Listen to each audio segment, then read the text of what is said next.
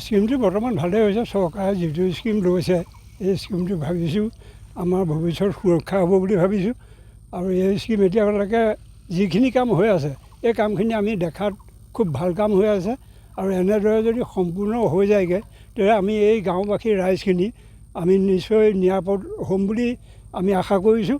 আৰু দেৱতাৰ দান, দেৱতাই কি কৰিব আৰু মনীষাই কি কৰিব সেইটোতো আৰু বেলেগ কথা। সেইটোতো আমাক চৰকাৰেও নোৱাৰে ৰাখিব বা আমিও নোৱাৰোঁ ৰাখিব।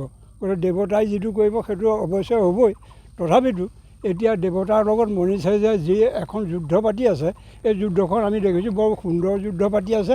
আৰু এইখন যুদ্ধৰ পৰা আমি এই আঞ্চলিক ৰাইজখিনি বা এই গাঁওবাসী ৰাইজখিনি আমি উপকৃত হৈছোঁ বুলি মনতে আমি ভাবিছোঁ। ইয়াত আমাৰ এইখিনিতে এতিয়া আমাৰ প্ৰায় 2খন গাঁও ইতিমধ্যে শেষ হৈ গ'ল আগত।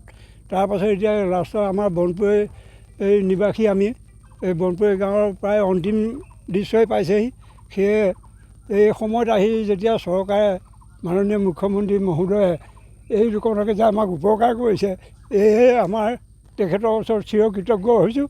আৰু এই কামটো যাতে কৰ্তৃপক্ষইও আমাৰ যিকণ বাকী আছে সেই বাকী থকা কামকণ যাতে নিৰাপদে উঠাই দিয়ে সেইটোৱে আমি কামনা কৰোঁ।